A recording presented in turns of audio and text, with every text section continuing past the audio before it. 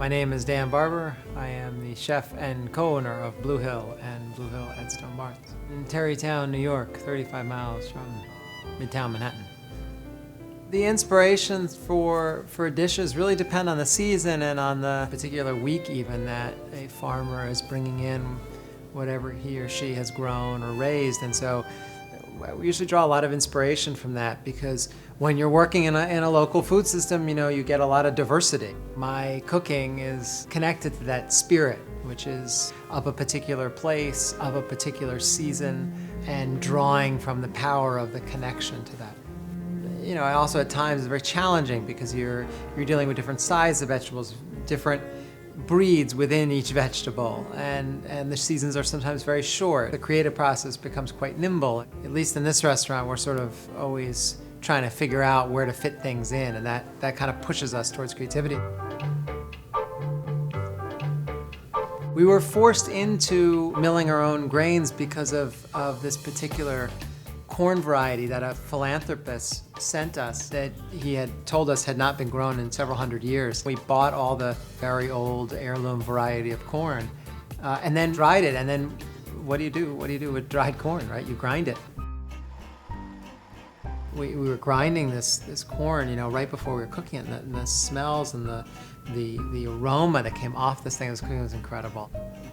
And so that experience of the corn got us to mill the corn. But really my thinking about it was from a farmer named Klaus Martens, one of the more brilliant farmers I've ever met. And one of the first conversations he had when I was trying to figure all this out, as much as I knew about sustainable and organic and local agriculture, I never thought about grains. It was like a separate thing, which is strange, by the way, because we eat grains. I mean, percentage-wise, we eat a lot of wheat.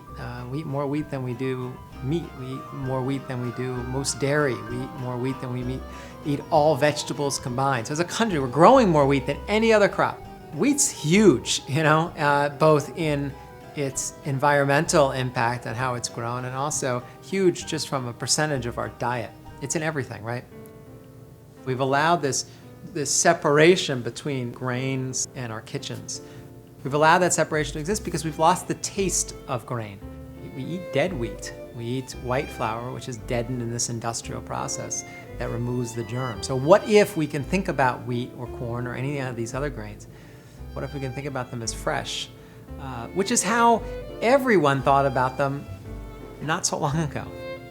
That's what we're trying to do here, is get people to create a taste memory around wheat. Because again, it's that flavor profile that you get from these fresh grains that is so astounding that once you know this exists, you won't go back. You will not go back to regular flour. First thing you're gonna do is grind a little wheat for a pancake that you wanna make for your kids in the morning. I'm telling you that you're gonna have the best pancake that you've ever had. You will experience what I mean when I say that grains are fresh produce.